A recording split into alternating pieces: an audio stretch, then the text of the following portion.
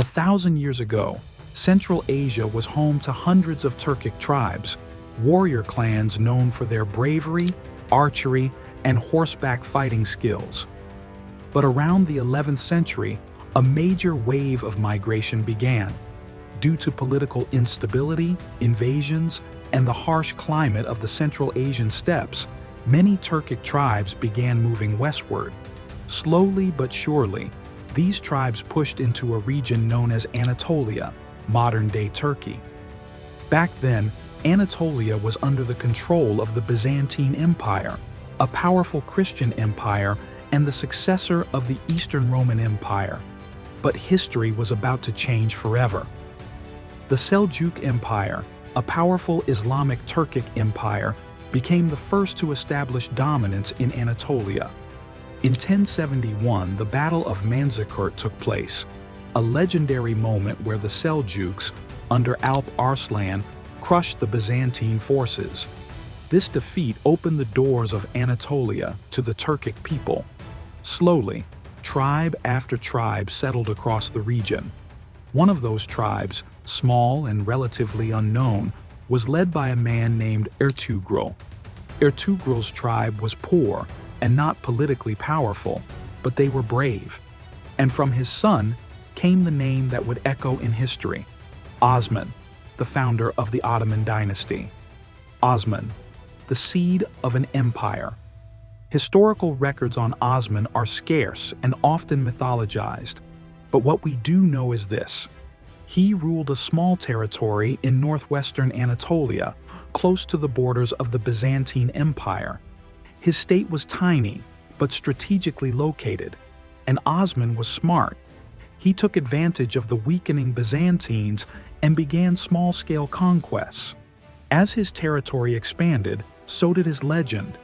His descendants began calling their state the Osmanli Devleti, the Ottoman state.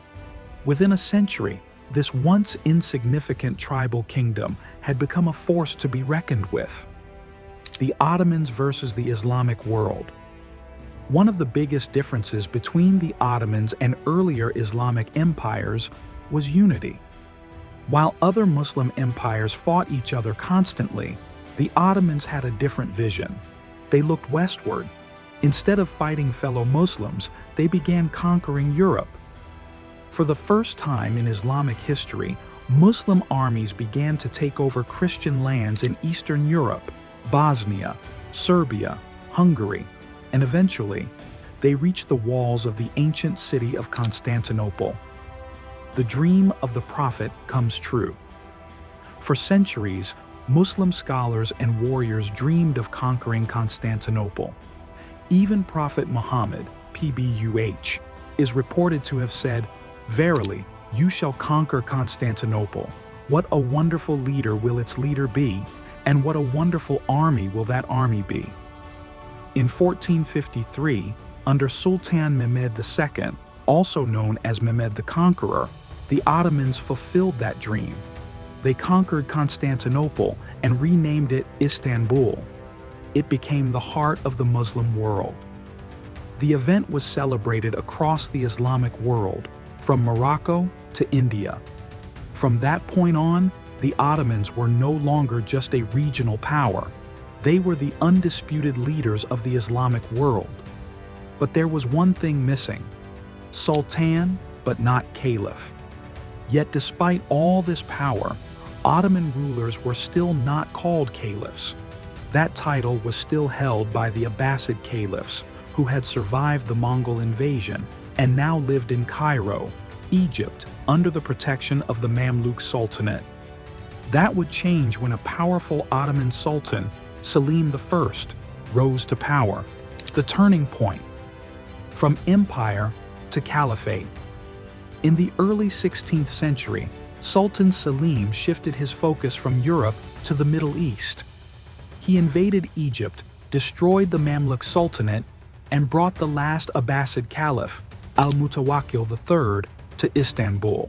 There, in a symbolic ceremony, the Caliph handed over the sword of the Prophet Muhammad, peace be upon him, and other sacred relics to Selim.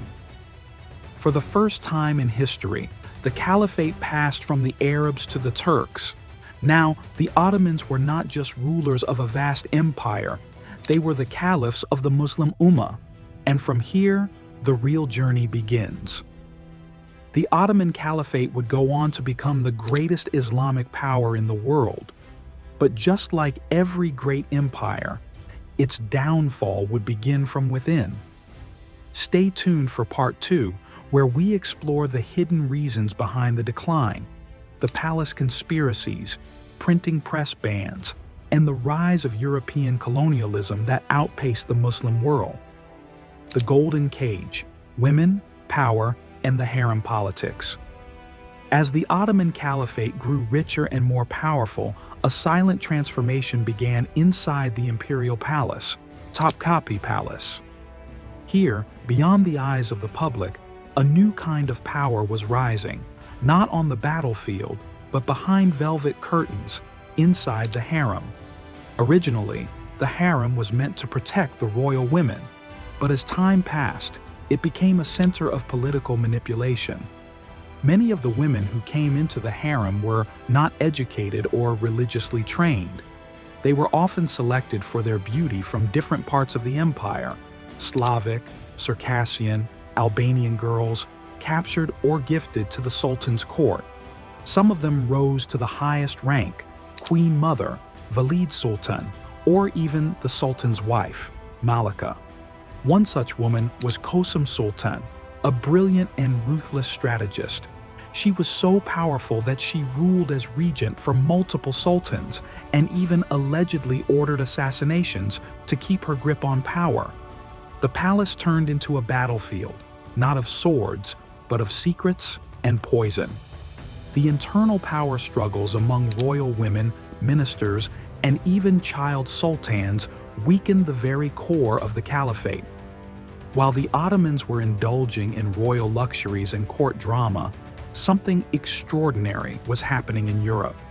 In the mid-15th century, Johannes Gutenberg invented the printing press, a machine that changed the world forever. Before this, every book in the world was copied by hand. Only the wealthy could afford to read and learn. But after the printing press, books were mass-produced. Knowledge spread like wildfire.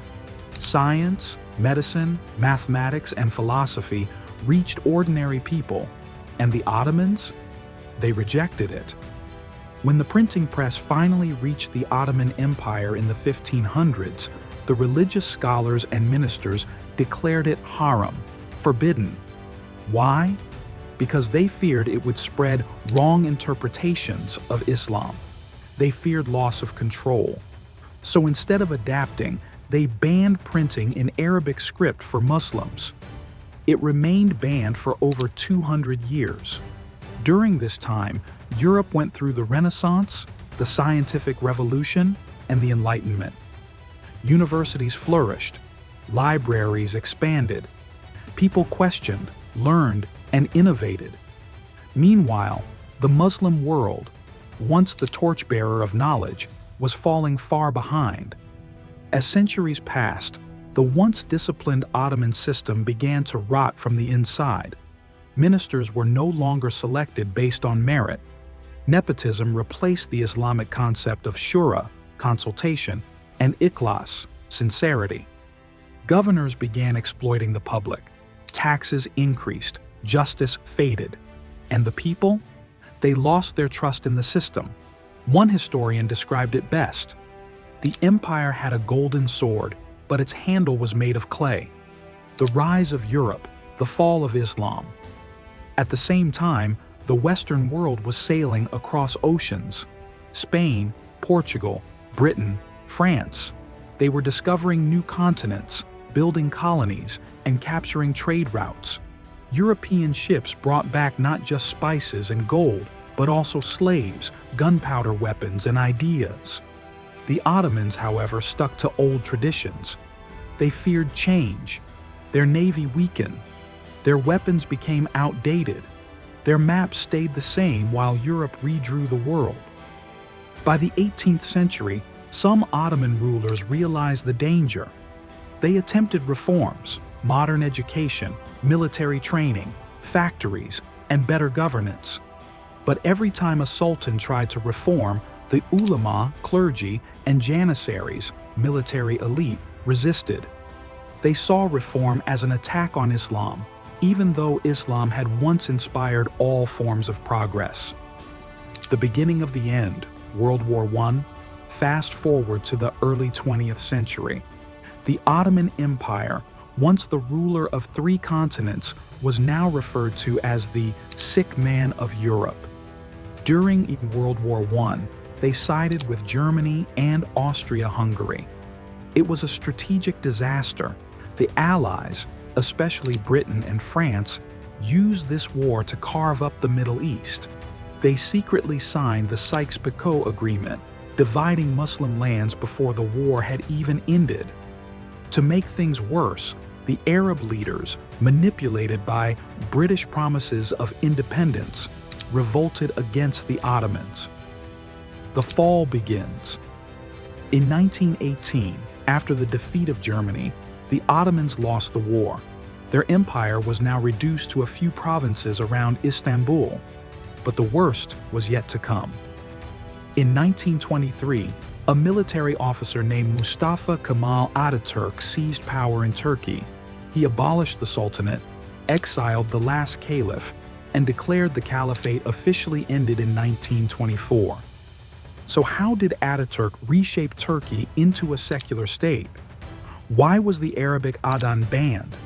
Why were hijab and Islamic practices erased from public life? We uncover the final blow to the Caliphate and what its fall meant for Muslims around the world. The rise of Mustafa Kemal Ataturk. After World War I, the Ottoman Empire was shattered. European powers occupied parts of the Caliphate. The people were angry. The economy had collapsed. And into this chaos stepped a former Ottoman military officer, Mustafa Kemal, later known as Ataturk, father of the Turks. He promised strength, nationalism, and modernization. But his modernization came at a cost: the complete removal of Islamic rule. In 1923, Ataturk abolished the Sultanate, officially ending centuries of monarchy. 1 year later, he took an even bigger step. He abolished the Caliphate. The last Caliph, Abdul-Majid II, was shocked. Though he had no political power left, he still held religious significance for Muslims around the world. But Ataturk didn't care. In the early hours of March 3, 1924, he ordered Abdul-Majid II to leave Turkey immediately. The Caliph left Istanbul with just a few belongings, his family, and tears in his eyes. Thus, the 1,300-year-old institution of the Islamic Caliphate, from Abu Bakr, R.A., to Abdul-Majid II, came to an end. Ataturk's reforms, a war on Islamic identity. Ataturk's reforms were extreme. His goal was to turn Turkey into a Western-style secular state, and for that, Islam had to be removed from public life. He made Friday, Jumu'ah, a working day, and changed the weekly holiday to Sunday, like Christian Europe. He banned the Arabic script and changed the Turkish language to a Latin alphabet, making it harder for the younger generation to read the Quran or Islamic texts. He banned hijab in schools and government offices. He even banned the Arabic adhan, call to prayer. For 18 years, Turkish mosques were forced to call the adhan in Turkish, and people were not even allowed to say Allah in public. They had to use the Turkish word Tanrı. Religious schools, madrasas, were shut down. Imams were required to register with the government. Religious scholars who spoke against the reforms were imprisoned or executed. Ataturk wanted to build a modern Turkey, but many Muslims saw it as an attempt to erase their faith, their culture, and their history. Any resistance was crushed, sometimes even by military coups. After the fall of the Caliphate, the Muslim world was left in shock. Across the Middle East, South Asia, and Africa, Muslims asked, "Now, who leads us?" From Morocco to Malaysia, there was no longer a unifying symbol of Islamic authority. Attempts were made to revive the caliphate. Movements began in Egypt, India, and even Europe. But no new caliph was ever agreed upon. Muslim lands were now divided into nation-states, mostly controlled or influenced by Western colonial powers. And Muslims? They were disconnected, no longer united under one banner. 100 years later, what have we lost? In 2024, it is exactly 100 years since the caliphate was abolished. In these 100 years, the Muslim Ummah has seen endless wars in Muslim lands, division into 50-plus nation-states, rise of nationalism over Islamic unity, loss of global influence and dignity. But we've also seen revival in many hearts. Young Muslims across the world are asking questions. Who are we really? What did we lose when the caliphate fell? Can we rise again, not just politically, but spiritually? The caliphate was not just a political system. It was a symbol of unity, justice, and Islamic values. Its fall reminds us of what happens when we prioritize luxury over responsibility, allow ego to divide leadership, stop seeking knowledge, fear innovation instead of using it for Islam. But history is not just to be mourned, it's to be learned from. A new caliphate won't rise from castles or crowns. It will rise when our homes become places of taqwa, our youth becomes seekers of knowledge and truth, our hearts return to the Quran and Sunnah. It will rise when we remember that Islam was never meant to be just personal.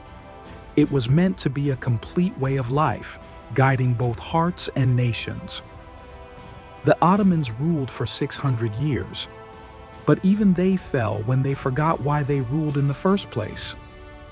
So don't just study history, be the generation that changes its course. Anyone who tried to oppose these reforms or bring change was removed by military coups. And this is how, in 1924, the institution of the caliphate was completely abolished from the world.